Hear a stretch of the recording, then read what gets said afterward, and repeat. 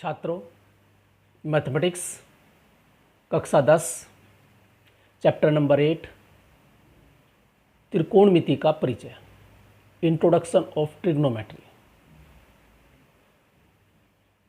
तो इस वीडियो में आपको आज इसका कुछ बेसिक कॉन्सेप्ट ट्रिग्नोमेट्री का बताया जाएगा।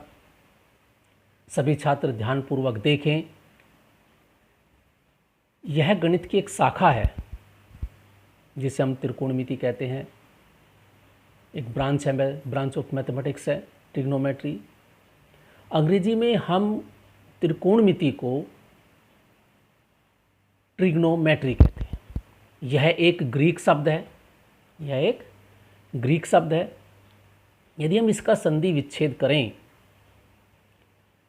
तो इसमें 3 है, ट्रिकोणमेट्री, मेट्रो, ट्राई जिसका अर्थ है 3, गोन जिसका अर्थ है भुजा, और मेट्रो के मतलब जिसका अर्थ है मेजरमेंट या माप। तो एक तरीके से हम कह सकते हैं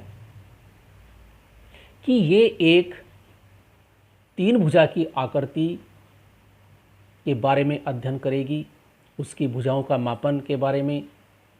तो हम कह सकते हैं कि त्रिकोणमिति में एक त्रिभुज की भुजाओं और कोणों के बीच के संबंधों का अध्ययन किया जाता है।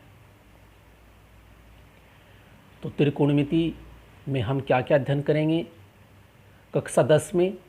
तो कक्षा 10 में हम कह सकते हैं कि त्रिकोणमिति में एक त्रिभुज की भुजाओं और कोणों के बीच के संबंधों का अध्ययन करेंगे। इस अध्याय में हम एक समकोण त्रिभुज की भुजाओं के कुछ अनुपात का उसके न्यून कोणों के सापेक्ष, ध्यान दे दो कोई चीज़ इस बाद में समझ में आ जाएगी, बता दूंगा मैं। एक समकोण त्रिभुज होगा, हम जानते हैं एक समकोण त्रिभुज में एक कोण समकोण होता है और बाकी 2 कोण क्या होते हैं? न्यून कोण होते हैं। अब 2 कोणों में से किसी एक कोण के सापेक्ष, तो उसके न्यून कोणों के सापेक्ष अध्ययन करेंगे। किसका? भुजाओं का अनुपात। तो हमारे पास एक त्रिभुज होगा, समकोण त्रिभुज, उसमें हम एक कोण सेलेक्ट करेंगे, वो न्यून कोण होगा, और उस कोण के सापेक्ष हम भुजाएं लेंगे और भुजाओं का अनुपात हम लिखेंगे, जिन्हें हम त्रिकोणमिति या रेशो कहते हैं। इनके नाम आएंगे आगे। अब जिन्हें कोणों के त्रिकोणमिति अनुपात या ट्रिग्नोमेट्रिक रेशोज कहते हैं। तो ये तो अगली वीडियो का विषय है, त्रिकोणमिति रेशोज। तो सबसे पहले हम आपको बताते हैं कि कोण क्या होता है। देखो, एंगल जो है, मेरे पास एक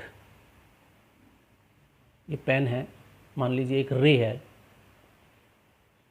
ये इसका शीर्ष वर्टेक्स है। रे का मतलब होता है आगे जाने वाली, जिसके जो किसी एक बिंदु से निकलकर चलने वाली जो किरण होती है, जो रेखा होती है, उसे हम रे बोलते हैं। तो इस रे को, ये शुरुआत में हमारे पास इस पोजीशन में है, ये ओ वर्टेक्स है, ओ एक रे है, जिसे हम प्रारंभिक भुजा भी कह सकते हैं, इनिशियल साइड भी कहते हैं। अब इसे मैंने वर्टेक्स के थ्रू रोटेशन किया। अब रोटेशन 2 टाइप से हो सकता है, एक क्लॉकवाइज होता है, एक एंटी क्लॉकवाइज होता है। अगर मैं इसे ऐसे घुमाऊं तो ये एंटी क्लॉकवाइज है। अगर मैं इसे नीचे को घुमाता हूं तो ये क्लॉकवाइज है। तो ये अभी तुम्हारा विषय नहीं है।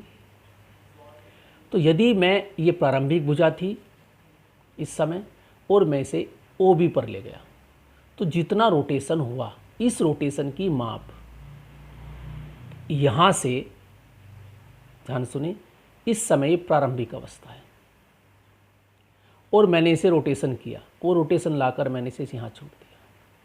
तो ये जो इतना मेजरमेंट है रोटेशन का, यही हमारे पास कोण कहलाता है, जिसके नोटेशन थीटा मान सकते हैं, कैपिटल ए मान सकते हैं, अल्फा बीटा गामा, ये ग्रीक अक्षर हैं। तो अब हम इसकी डेफिनेशन पढ़ते हैं। एंगल क्या होता है?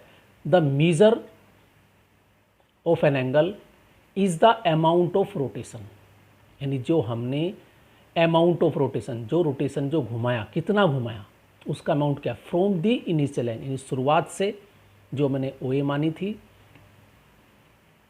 Initial side O A to the terminal side, यानी जहाँ हम रुके थे अंतिम ओ बी, ओ ए से ओ बी के बीच में जितना हमने घुमा अमाउंट ऑफ रोटेशन, वही हमारा एंगल कहलाता है। अगर इसे हिंदी में देखें, कोण वह माप है जो एक किरण के उसके प्रारंभिक बिंदु के परितः घूमने पर बनता है। किरण के घूर्णन की माप, देखो घूर्णन की मूल स्थिति को प्रारंभिक भुजा और घूर्णन की अंतिम भुजा की स्थिति को कोण की अंतिम भुजा कहते हैं और घूर्णन बिंदु को शीर्ष कहते हैं। तो दोबारा देखें, कोण वह माप है, यानी वह मेजरमेंट है, वह अमाउंट ऑफ मेजर से कहा मैंने, अमाउंट ऑफ रोटेशन, जो एक किरण को उसके प्रारंभिक बिंदु के परितः घूमने से बनता है।